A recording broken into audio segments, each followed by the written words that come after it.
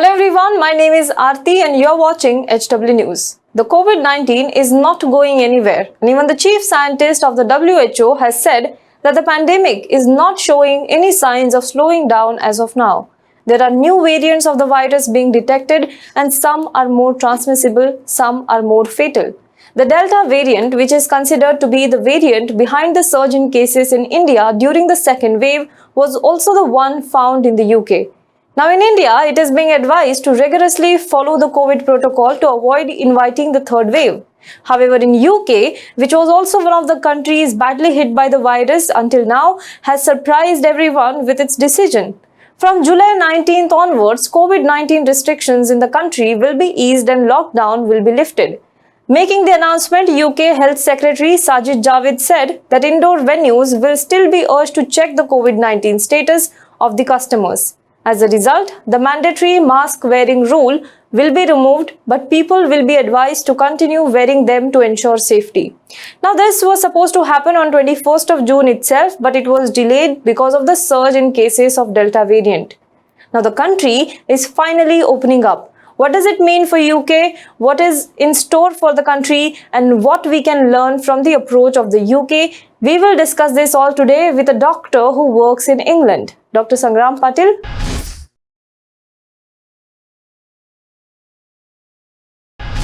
Welcome, sir. Welcome again to HW News Network. My first question is that the UK is going to lift all the restrictions on July 19th. And I think the government is treating it as a very crucial day. They have even called it a Freedom Day. Now, after such a long wait, lockdown is being lifted. And what do the people feel about it? Well, people have mixed emotions. There are worries that, because the cases on one side are increasing because of the Delta virus. And people are fed up with the restrictions like nightclubs and pubs and gatherings aren't happening. So it's a mixed feeling. There's anxiety on one side, but feeling that these things will open up.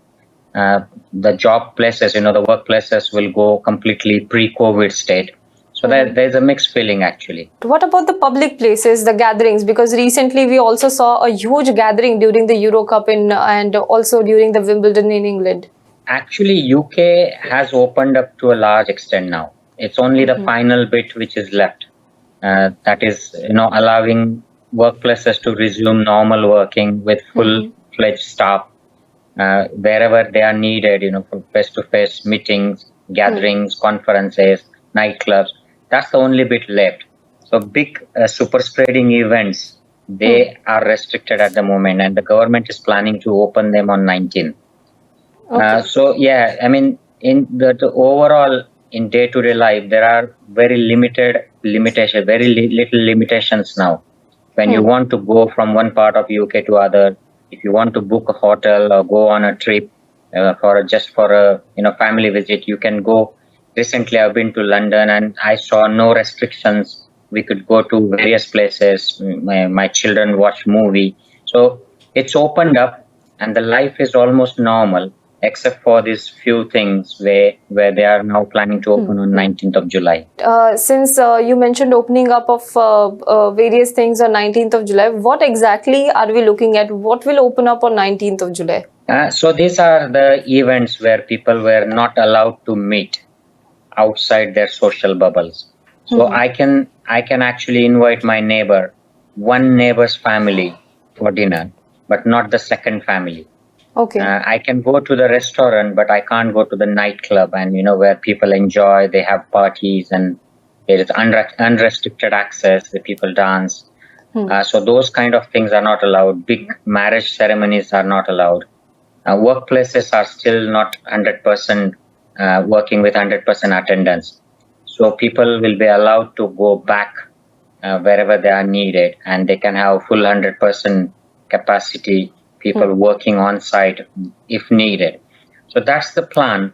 But still government is actually a little bit anxious because experts have warned that this might increase cases. Now currently we're getting 32,000 cases every day. India is getting 40,000 cases every day. But that's the reported cases. Here it's 32,000. So as soon as these things open up, the cases might surge. And there might be, 50, 60,000 or maybe 100,000 cases every day. and that is likely to reflect in hospital admissions, and probably deaths will go up as well. So that's a worry on one side. So government is asking various firms to go slowly, even if it is a freedom day. Just start taking it easy. So no 100% attendance on day one. Do it with less people, see how it goes, and if they are more confident, then increase the attendance. So they are advocating masks indoor, especially where people meet together and they can't stay away from each other. Then they are advocating masks, and there are anti-COVID measures like availability of masks, sanitizers, and blocking of the closed chairs, blocking of the spaces where people can meet and sit together. So these all things have been done. Now we are getting ready in hospital for full-fledged opening up to see the patients face to face.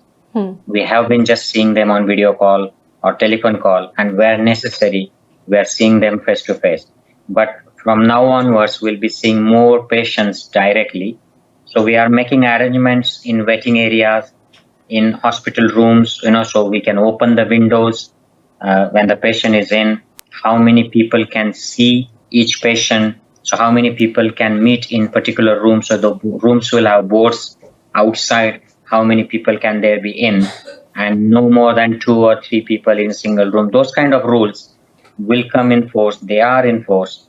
And government expects people to follow mask principle. Even though people are vaccinated, they want us to use masks here when 2 people meet in closed door spaces. So the country is more cautious even if it is a freedom day. But as you rightly said, as the restrictions are being lifted and the lockdown is being opened up, there is a little bit speculation that the number of cases may go up and also the number of deaths may go up.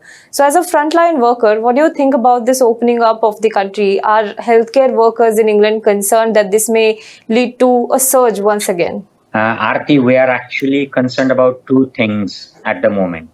I'm not sure whether this has been in Indian media, but UK government had actually warned us about a month ago that there will be increased cases of non-COVID infections, especially in children, as soon as we are unlocked completely here, because children were not exposed to normal respiratory viruses over last 18 months. Though they have been going to school, but now they'll be mixing with more wide population groups. So there will be more infections and they haven't developed natural immunity. So we are expecting more non-COVID infections to go up in September and in October. And that is another wave of infections going to come to the hospital. And on the other side, we are also getting ready for COVID surge, the surge which will happen after unlocking. We're expecting those cases to go up as well. So government is getting ready for 3rd dose for high-risk people and for frontline workers. So we'll be getting, hopefully in September, we'll be getting 3rd dose, booster dose for COVID. We have been vaccinated for flu, influenza type of viruses already. So we're getting ready for 2 things at a time. But we are hoping that these 2 things will not come in a big, in a big volume. So we'll be still in control and hospitals won't be overwhelmed. Hopefully that will happen. So my next question is that Britain had set an ambitious target of vaccinating all the adult population before July 19. Has it been successful in that? To large extent, yes. We have 51% people who are vaccinated completely, adults. And about 15% people over and above that have got single vaccine now, and they'll be getting 2nd dose. So almost 65% people are covered with vaccines, either 1 or 2 doses. And from various parts of UK, there have been surveys coming up, sero surveys. They are showing that 75 to 80% people in UK have got antibodies against COVID vaccine. That means they have been either infected or vaccinated, which is almost equivalent to herd immunity.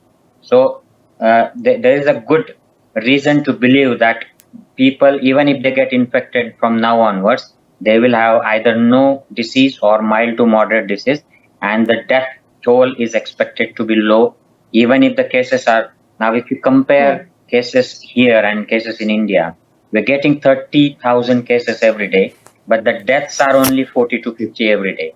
Whereas in India, you got 40,000 cases, reported cases, and there are 800 to 900 people dying every day in India. Correct. So there's almost, I would say, 20 times more deaths in India happening because people there are not vaccinated and people here are vaccinated. This is the effect of vaccine. So vaccine has broken the chain between infection and hospital admission, infection and deaths. So that's a good reason. That's why government is confident to open and unlock everything to pre-COVID level on 19th of July. So, Doctor, would you call UK a vaccine success story? Definitely. Not just UK. There are a few more names to mention. Canada has vaccinated a large population. Israel, Middle East, UK, Chile. These are the countries. Even China is doing good job in terms of vaccination. So I would say this as a vaccine success story because, as predicted by many experts early last year, that COVID will become endemic eventually and it will become like a common cold, just like a flu. So flu pandemic was there in 1918 and now it comes as an epidemic disease. Every season, winter, rainy season, you will see flu, but people don't die with flu. So it just comes as a outbreak and epidemic kind of situation.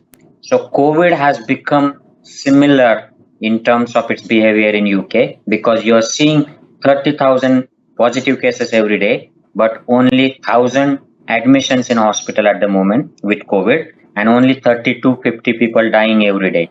So this has just become like a flu now because of the vaccination. So this is vaccine success and nothing else.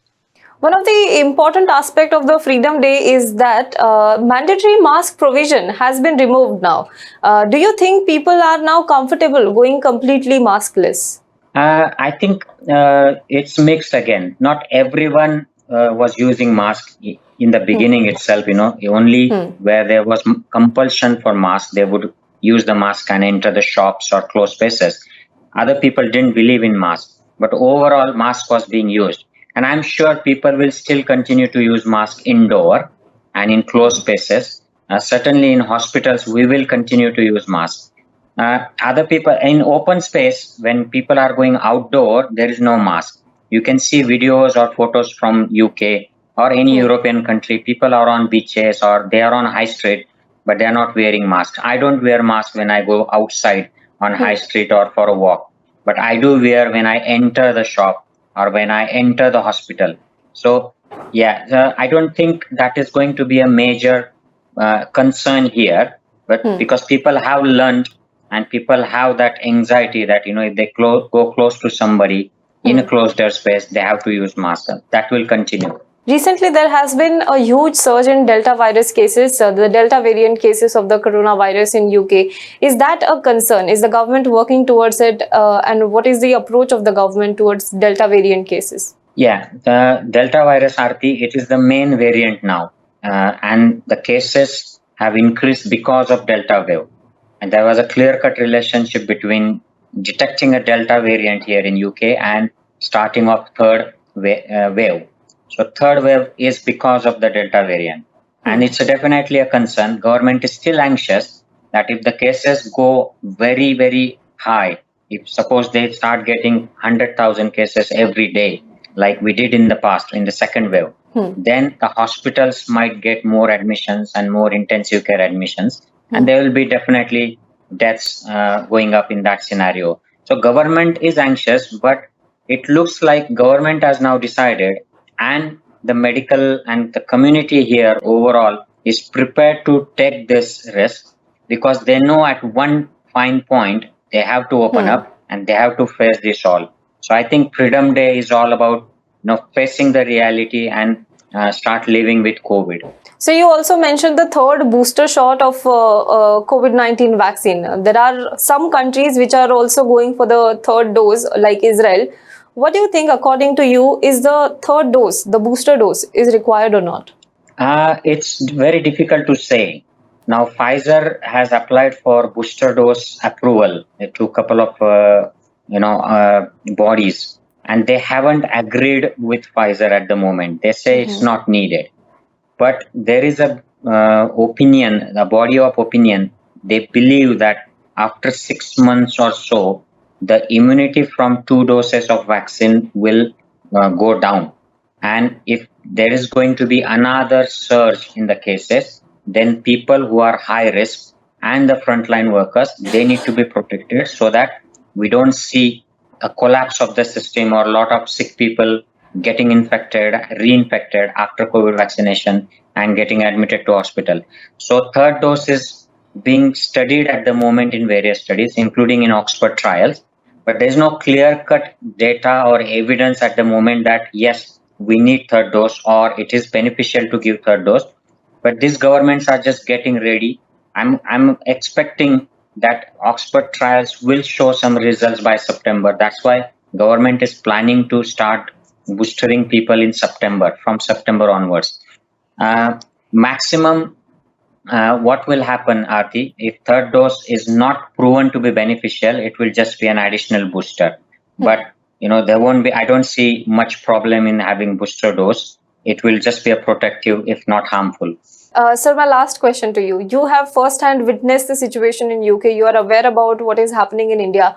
Now there are concerns that there will be a third wave, and experts are predicting that in India there will be a third wave between August to September. And there are some predictions also. It was reported just yesterday that third wave in India might have actually started. So what do you think? What are the lessons that India can take from the UK model? I think we have to take lessons from these countries on 2 levels. One is a public level. So people have to be disciplined, self-disciplined, and they have to follow this Japanese 3C rule. No crowds, no close spaces, and no close contacts. So 3C very important for public to follow. And government, of course, government needs to make sure that there are no super spreader events. That means no election campaigns, no religious or cultural gatherings, even if that means losing the election for that political party in power. They should not put people's lives at risk. And second thing is they should just concentrate on vaccination. But what I see are the Indian government, now the health ministers have changed. And as soon as the health minister, new people have taken over, they have started praising the government and their achievements. The same thing was done by old man, Harshvardhan.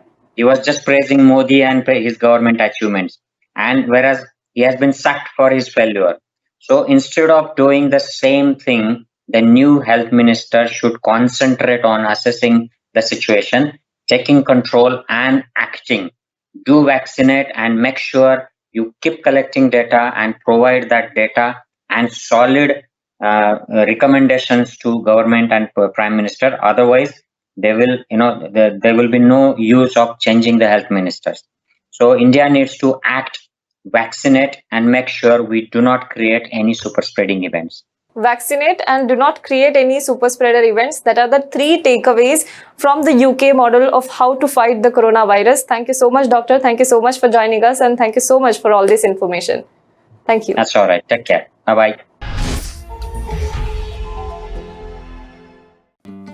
Namaskar. We asked you to support us, and we are overwhelmed and grateful for the kind of support you gave us. A lot of you all told us that you find it difficult to support us through Facebook or through YouTube, and you would like to directly come and take subscription on our channel. A lot of you all said that you wouldn't prefer to pay through credit cards, but rather have other methodologies. A lot of you all said that you want a one-time payment option, one-time subscription option. So we arranged for all of that. All of that has been arranged for. We have now multiple payment options. We have UPI, we have Paytm, we have credit cards, we have net banking, we have wallet. We have a lot of payment option now. We have a one-time subscription option. And all of this is now available on our website. The link is down below, and our website, of course, as you know, is www.hwnews.in. Mind you, with subscription, we also have a lot we offer you. So you have exclusive programs, you have exclusive meet and greets, you have exclusive goodie bags, a lot of it that we give for each subscription. All of those details are there in our website. So please go to our website and if possible, subscribe to us. Till I see you next time. Namaskar.